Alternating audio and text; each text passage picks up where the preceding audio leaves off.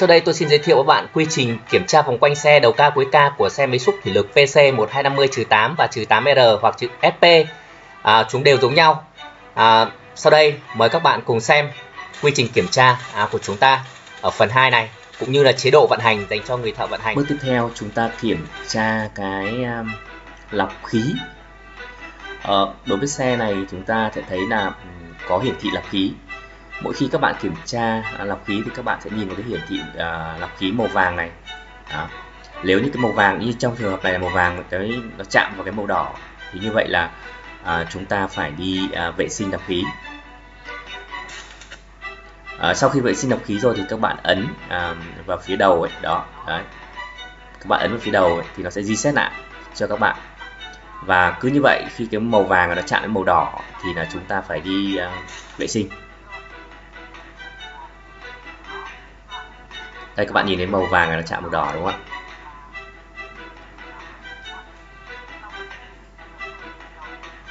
Đó.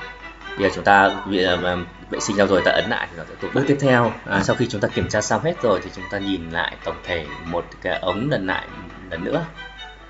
Cái ống thủy lực, chúng ta xem có vấn đề gì không.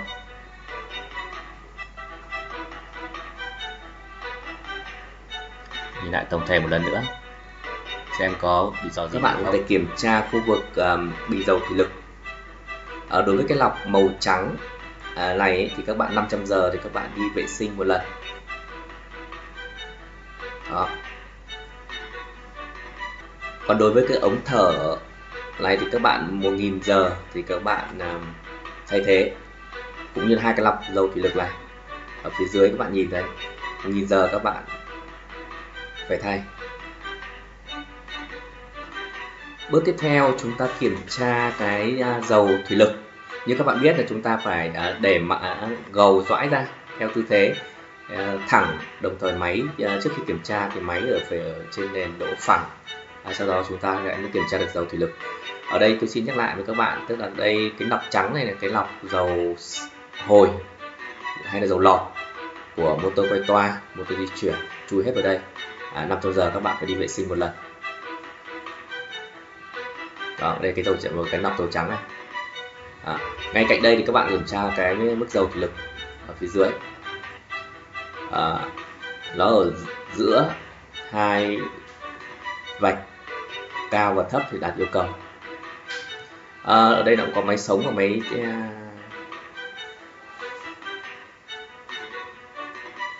đấy, màu xanh máy sống. Ở đây chúng ta chỉ kiểm tra máy chết. Tiếp theo chúng ta kiểm tra cái khu vực cái buồng bơm. Sau khi các bạn kiểm tra khu vực dầu thủy lực xong rồi thì các bạn xuống phía tay trái của máy, chúng ta kiểm tra khu vực buồng bơm. Các bạn mở buồng bơm ra để các bạn kiểm tra. Ở đây buồng bơm, xem có dầu rò rỉ gì bất thường hay không. Đó. Nhìn tổng thể xem có vấn đề bất thường không. Đây, khu vực buồng bơm chúng ta có thể nhìn đến phía trên cái lọc hiển thị lọc khí. Với khu vực buồng bơm này tôi xin giải thích một số cái. Ở đây các bạn nhìn thấy cái lọc trắng trắng ở phía trên, đó là lọc của dầu PTO, tức là bôi trơn của giảm chấn đó. Các bạn này 1000 giờ các bạn đi vệ sinh một lần. Đây là cái lọc. Đó. Đây là hệ thống vú mỡ. Còn đây là cái lọc mà các bạn 500 giờ các bạn xin lỗi. Đây là cái lọc dầu điều khiển. Đó. Các bạn 500 giờ các bạn phải vệ sinh một lần. Đây, các bạn phải nhớ cái lọc dầu trắng này.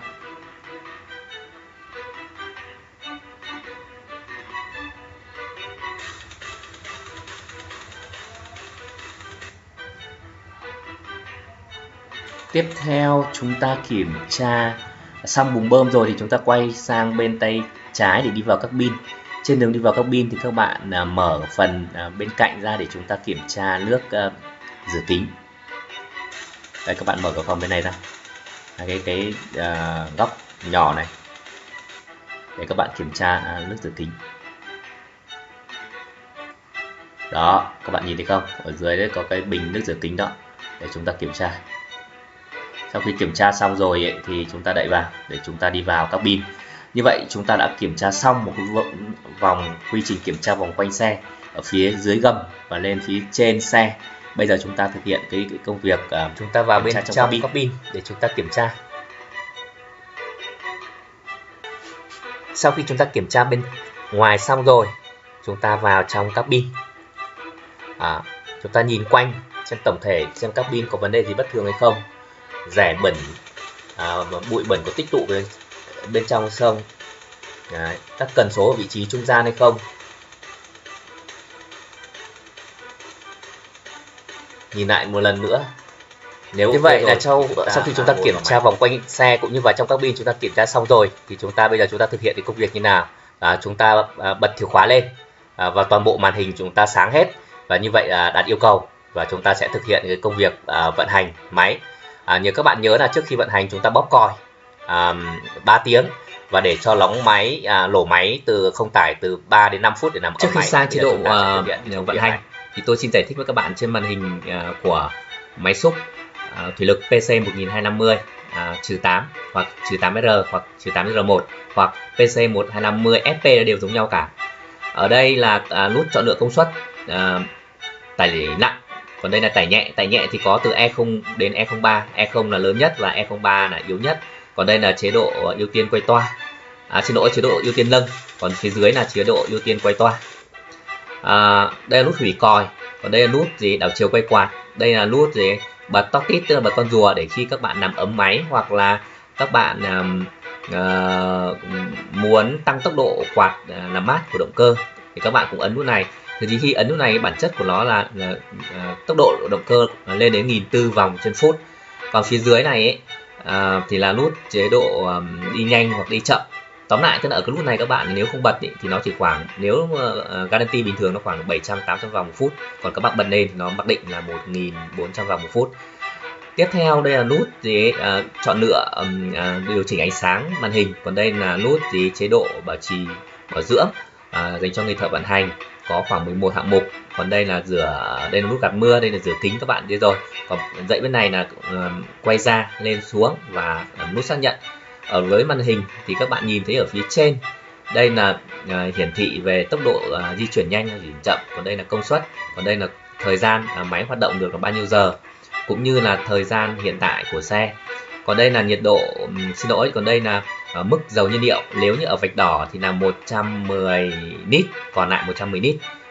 Đối với hai cái đồng hồ nhiệt độ nước làm mát động cơ này và nhiệt độ dầu thủy lực này thì ở vạch đỏ nó khoảng từ 100. Để vào chế độ vận hành thì các bạn ấn phím số 5 thì chúng ta sẽ được ở đây số 6. Đó, thì chúng ta sẽ vào được chế độ vận hành. Ở chế độ vận hành này thì tôi xin giải thích với các bạn như sau. Chúng ta có tổng số là có 11 hạng mục để chúng ta quản lý và vận hành hàng ngày. Đối với chế độ bảo trì dành cho người thợ vận hành này thì hạng mục đầu tiên là con số 1 của chúng ta, đó là dầu động cơ.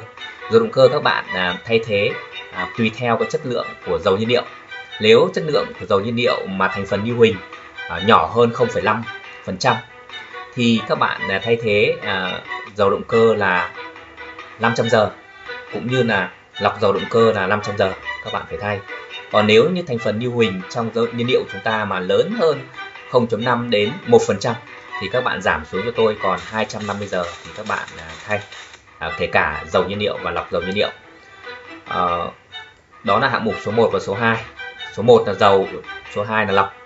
Cái số 3 là lọc dầu tinh nhiên liệu, và cái số 41 là lọc dầu thô nhiên liệu. Đối với lọc dầu tinh thì các bạn cũng để ở tôi 500 giờ các bạn thay, và lọc dầu thô thì cũng là để 500 giờ các bạn thay. Đó. Tiếp theo con 04 ta và con 05 là lọc dầu thủy lực và nút thở của bình dầu thủy lực, cũng là 1.000 giờ thì các bạn đi thay. Vệ sinh hoặc thay. Con số 6 ta là 06 chúng ta làm lọc của nước làm mát nếu các bạn xe các bạn có. Đó. Nếu có thì các bạn 1.000 giờ thì các bạn đi thay. Còn con 07 chúng ta là dầu giảm chấn. Dầu giảm chấn. Đối với dầu giảm chấn thì các bạn thay thế trong đối với dầu giảm chấn thì các bạn thay thế trong 1.000 giờ. Còn đối với 08 là dầu chuyển động cuối của chúng ta là 2.000 giờ để chúng ta thay. Đối với 09 của chúng ta là dầu quay toa của chúng ta thì 1.000 giờ chúng ta thay. Và đối với số 10 cái cuối cùng của chúng ta ấy, thì đó là dầu thủy lực, chúng ta 5.000 giờ chúng ta thay. Xin giới thiệu với các bạn đó là dầu động cơ thì chúng ta dùng là SOE 50W 50V Komatsu EO SO W30 hoặc là EO 5W40 hoặc là EO 10 30 DH đều được, hoặc là Komatsu EO 30 DH. Còn đối với dầu chuyển động thì hoặc dầu thủy lực chúng ta dùng TO 10. Đó. Đối với dầu quay toa thì là dùng TO 30. Đó. Đối với nước làm mát thì là dùng AFNAC, mỡ thì G2NI, và cái tiêu chuẩn của nước làm mát AFNAC thì 2, 5 hoặc 4.000 giờ, thì tùy điều kiện nào đến trước thì các bạn phải đi xúc rửa. Đấy.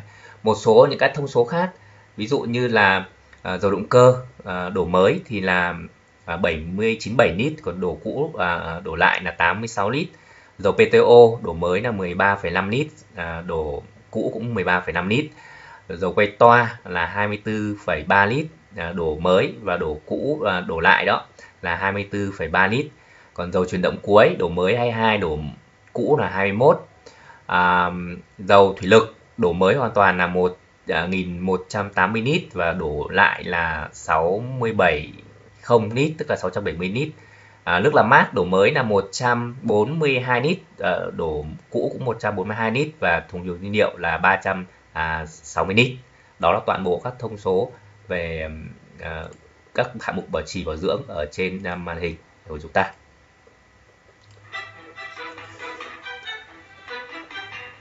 Đó, tổng số chúng ta có 10.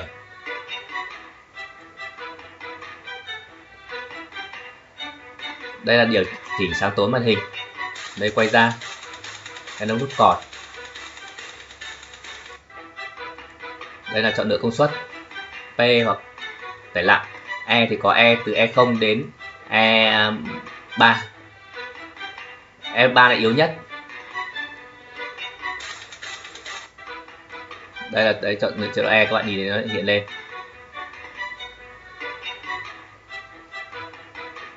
Đấy, chọn được chữ B thì nó hiện B lên.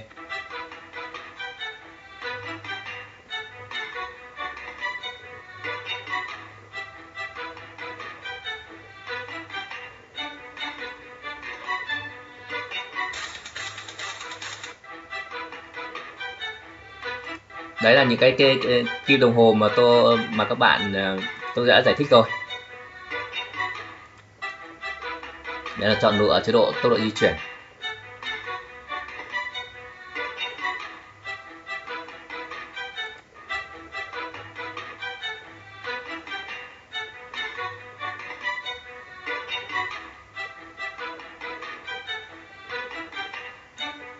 Công tắc quay ra quay vào.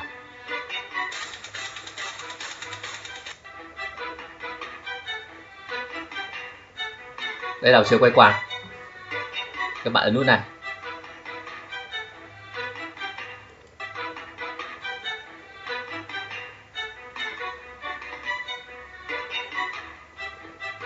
Đây. Đó. Khi các bạn ấn vào chiều quay quạt thì các bạn, nếu các bạn chọn nút E02 này thì sẽ có chế độ E của ta là có từ 0 đến E0 đến E03. E03 là yếu nhất. Nếu các bạn ấn thì nó sẽ mặc định ở đây. Khi các bạn bật lên nó sẽ mặc định là E. Ở đây đảo chiều quay quạt, nếu các bạn đảo chiều quay quạt các bạn ấn vào đây. Như vậy như thế này là nó đang đảo chiều quay quạt cho các bạn. Bây giờ nó như thế này đã chuyển sang đảo chiều quay quạt rồi. Đó. Như vậy tôi đã giới thiệu xong với các bạn cái quy trình kiểm tra đầu ca cuối ca và chế độ vận hành dành cho người thợ vận hành của xe máy xúc PC 1250 -8-8R1. Mọi thắc mắc ý kiến các bạn có thể gửi về địa chỉ lợi.komatsuvietnam@gmail.com. Xin cảm ơn các bạn đã quan tâm theo dõi video này. Mời các bạn đón xem video tiếp theo về chế độ Service Mode dành cho người thợ kỹ thuật.